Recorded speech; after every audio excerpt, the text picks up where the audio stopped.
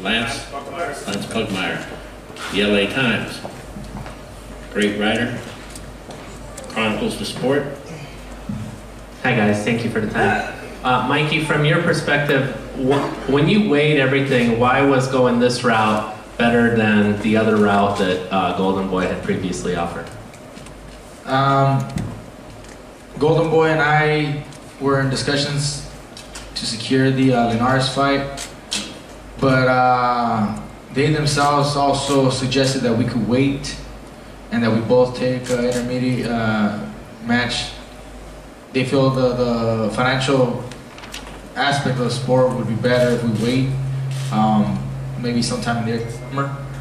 And then when that's out of the table, what else is next for me? I mean, we looked at other options, but the opportunity to become a 4th division world champion obviously excited me more, and that's why we're here.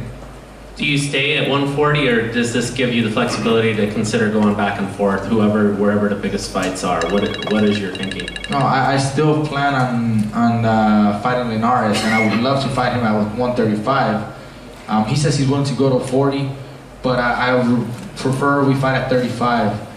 So this is the task in front of me first. I got to get through this before I can look forward to other fights. But I still plan on getting that fight.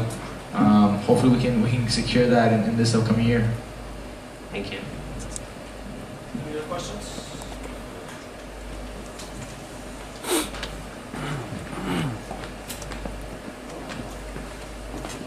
Thank you, Sergey, Mikey. Question for both of you guys. What's your prediction for this fight? Is that a question for Sergey? Yeah, both of you.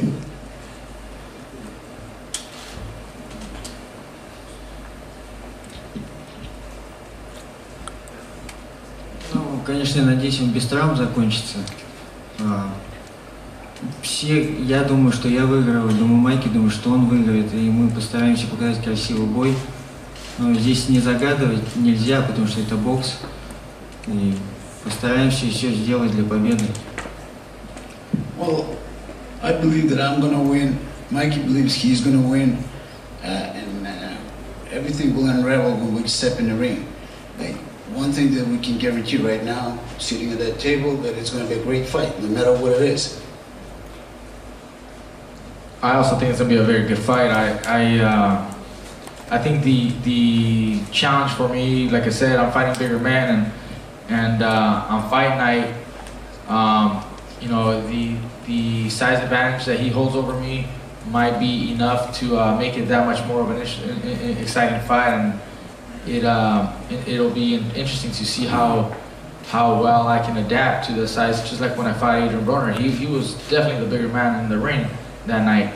So I have to make adjustments in order to overcome those challenges. But I mean, we're fighting an undefeated world champion who knows that a victory over me would definitely launch his career to the very ceiling, and that just makes for a better fight. It makes for excitement, and that's what I want. That's what we want to be able to give the fans. Right here, guys. Above Black Sports Online. Question for Sergey: as the defending champion, do you feel like you're receiving the respect level from the fans that'll be tuning into this fight that are more familiar with Mikey Garcia?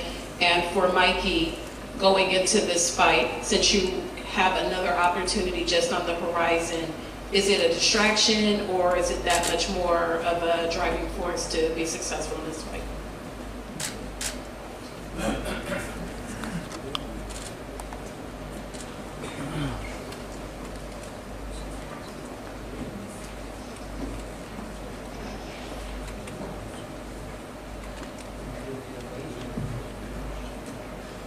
Да, конечно, я смотрел бои. Это мой вес. Я все смотрю бои своей весовой категории. Хороший боец. И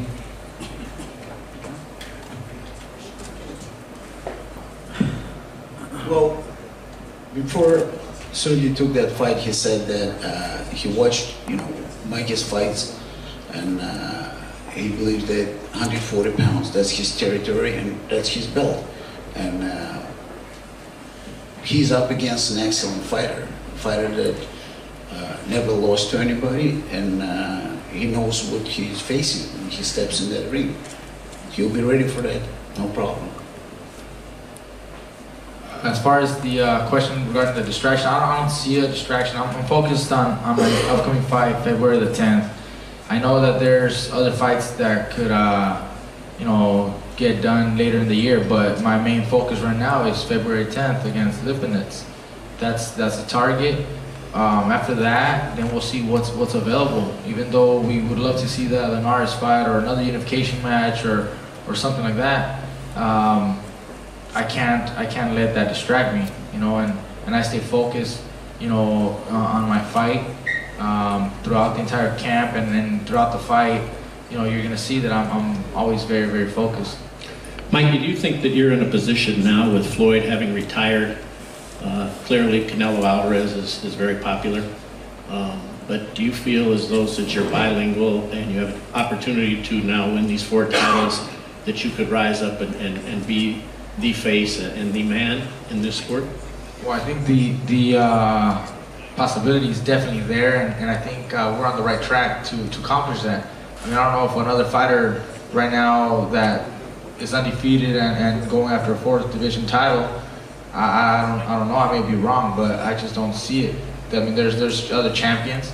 There's other champions who are unified champions or 2 divisional champions, but I'd be, you know, in a class of its own with 4 divisions.